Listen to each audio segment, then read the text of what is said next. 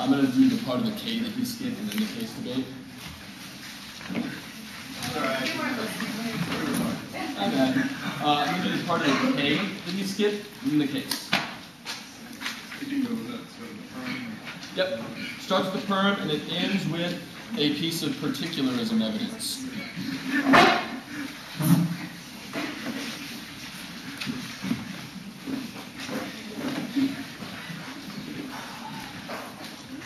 Ready? Permutation is inoperable because our alternative is mutually exclusive with the affirmative. This is especially true of many of our linked arguments. For example, if the affirmative only commodifies black children and introduces them into the labor market, or, for example, if they give content to a national narrative that already guarantees exclusion. If we win that the plan is a bad idea, then the permutation would always be net disadvantageous. And this is especially true in a world when the alternative solves the entirety of the case. It means that there's no net benefit to the permutation. And I will answer their Wiley evidence. The permutation still depoliticizes the economy. It fails to prioritize capitalism and its production of race, only reframing and centering the debate around capitalism solved Gardner and Torres in 99. The failure of scholars regard this dimension of the analysis of contemporary society as a radically racialized phenomenon that the discrete class and the multiplicity of equally valuable categories may or may not intersect with the process of racialization or shortcoming in addressing this issue. Is recognize that inequalities and clauses over racial differences in lower classes contradiction have been used by radical scholars and activists in the definition of political basis fabricated for construction of race and objectified mediated this truth that ignite political support divorced from the reality of particular struggle by doing so they have unwittingly perpetuated the vacuous and dangerous notion that political and economic or separate spheres of society which is functioning independently of view that firmly anchors and sustains the ruling class relations of power in society. If we were able to effectively challenge the economic impacts of globalization on racialized communities, we must recognize the politics of identity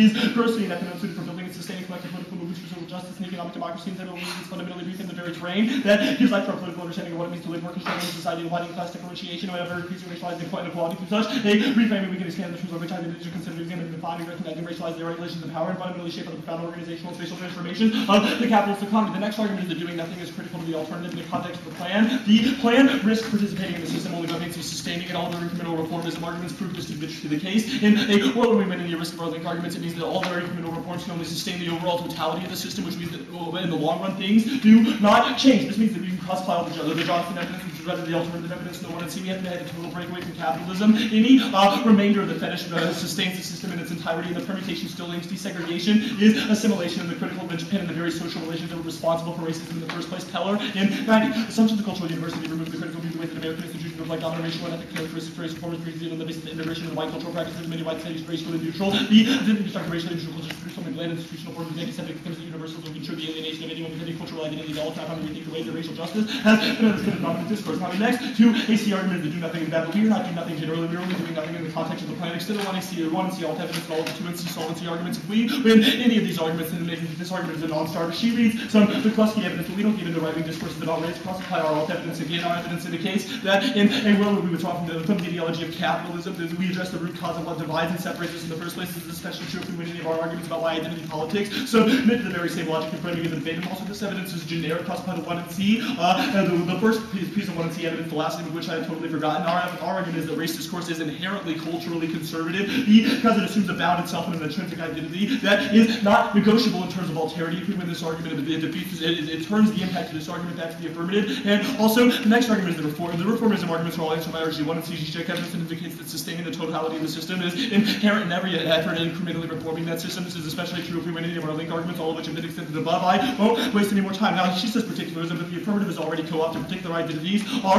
only difference in transgression and that are bought and sold in capitalist societies. The negative is not subversion, but rather the latest MTV fad. This is, or the affirmative rather, is not subversion, but the latest MTV fad. This is deemed 2005. Transgression has been normalized rather than conformed to stereotypes, contemporary subjects to occur as a challenge to the norms and boundaries. Emphasis on the value of first cultural methods and conditions to replace by early objectives to assimilate these emphasis on materials supporting consumer goods. What now they were right clear is the shifting the understanding of social purposes away from the worker citizen toward the consumer. Thus, what disciplinary society prohibited, the temporary consumerism encourages it and he demands. Case. How do I need to do time? Okay.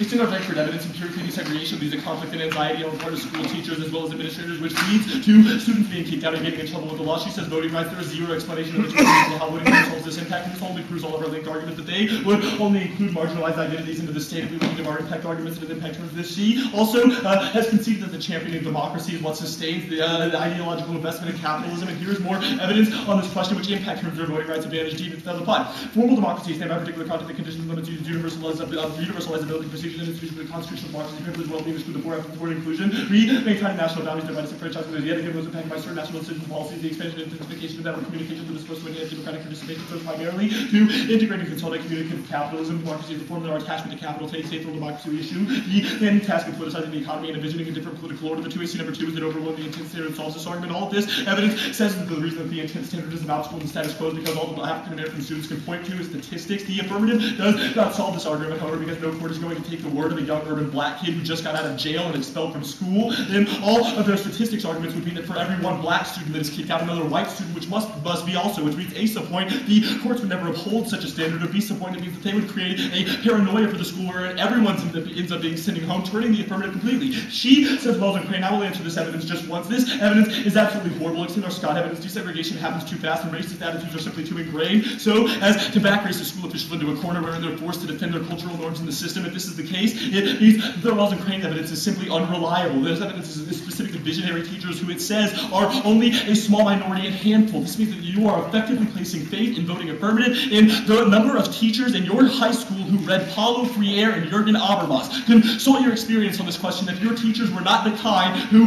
would immediately back away from racist presumptions, then you should vote negative. Now, I will not extend our Johnson evidence as often against the affirmative, but it does not link more to our alternative because our alternative evidence indicates that we withdraw from the very ideology which separates us materially in the first place. She says the paternalism, but this argument presumes that they give kids or parents the choice. In fact, they do not. They give school boards or districts the choice, which means that proves all of our linked arguments because they would see kids as trouble and potentially market resources, which means that we eternally turn your advantage. If we win this argument, it means that the affirmative is only an ideological apparatus that sustains the system of capitalism that has resulted in at least more misery than does the single instance of segregation.